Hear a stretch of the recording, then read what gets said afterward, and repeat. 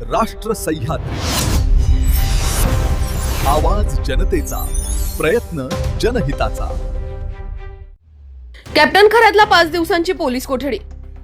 काल कॅप्टन अशोक कुमार खरात यास शिर्डी पोलिसांनी ताब्यात घेत अटक केल्यानंतर आज राहता न्यायालयात हजर केले असता त्यास 5 दिवसांची पोलीस कोठडी देण्यात आली आहे। खरात यास शिर्डी येथील जमीन बळकावणे, सावकारकी आदी कलमांखालील गुन्ह्यात त्यास राहता न्यायालयात हजर करण्यात आलं होतं।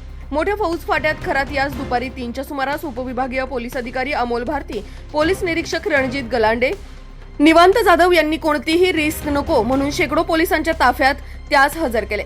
खरात यास कोर्टात उभे केले असता दोन्ही पक्षांचे वकील व सरकारी वकील यांनी आपापले म्हणणे कोर्टासमोर मांडले।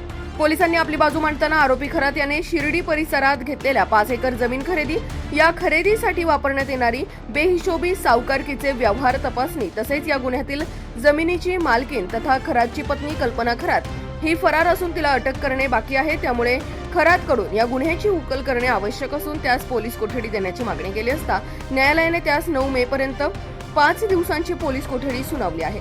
राष्ट्र सह्याद्री न्यूज साठी प्रतिनिधी अशोक दुशी, शिर्डी। राष्ट्र सह्याद्री,